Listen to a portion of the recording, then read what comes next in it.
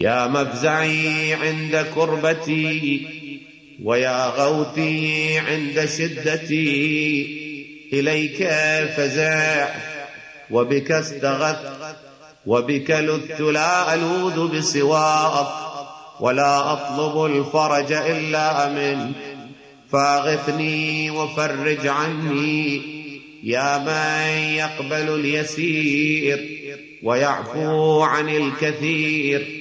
اقبل مني اليسير واعف عني الكثير، إنك أنت الغفور الرحيم.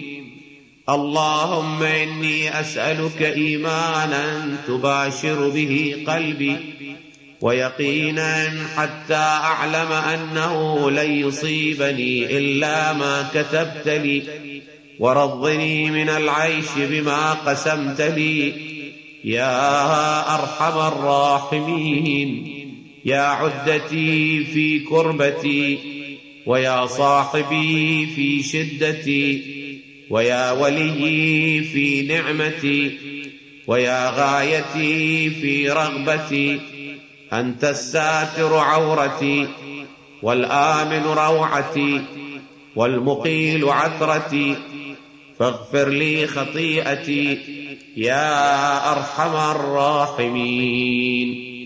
اللهم صل وسلم وزد وبارك على رسول